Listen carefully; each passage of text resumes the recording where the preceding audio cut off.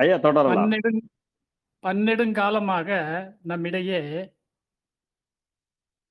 நிலவி வருகின்ற முன்னோர்களின் முதுமொழிகள், பயன்மொழிகள், பழமொழிகள். பழன்னா பழசாகி போனதுன்னு இல்ல, முதுமொழிகள் என்று அர்த்தம். அதுல வந்து களவும் கற்று மற என்கிற பழமொழி திரிவுன்னா எந்த அர்த்தத்தில், எந்த காலத்தில் சொல்லப்பட்டதோ அதனுடைய உண்மைத்தன்மை மாறி திரிதல்னு சொல்லுவாங்க. திரிதல்னா உண்மைத்தன்மை மாறி உரைக்கப்படுது. அப்படி விரைக்கப்பட்டு எப்படி வருதுன்னா, களவும் கத்தும் அற. களவும் கவரும் அற. களவும்னா எல்லாருக்கும் தெரியும் திருட்டு.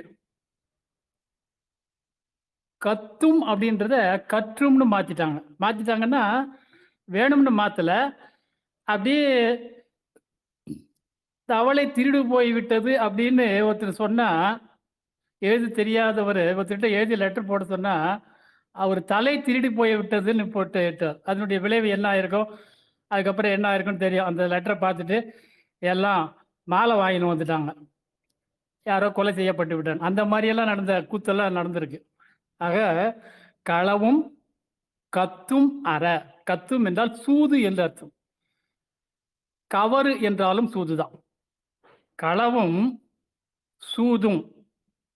அதாவது சூதினுடைய விளைவு தெரியும். இருந்து தின்றால் இமயமே ஆனாலும் குன்றிவிடும் என்பது. ஆக அந்த உழைப்பை முன்னிறுத்த வேண்டும் என்பதற்காக அந்த திருட்டு என்பது பிறர் உரிமையையும் வாழ்வு உரிமையையும் பறிக்காத அந்த உயிர் நேயத்தையும் உழைக்க வேண்டிய அவசியத்தையும் வலியுறுத்துவதற்காக களவும் கத்தும் அற அல்லது களவும் கவரும் அற. அற என்றால் தவிர்க்கன்னு அர்த்தம். இந்த மாதிரி நாம தவறான பழமொழிகள் எக்கச்சக்கமா ஏற்கனவே நம்ம குழுவிலேயே கூட நிறைய பழமொழிகளை பற்றி ஒரு 20 பழமொழிக்கு மேலே பேசியிருக்கிறோம்.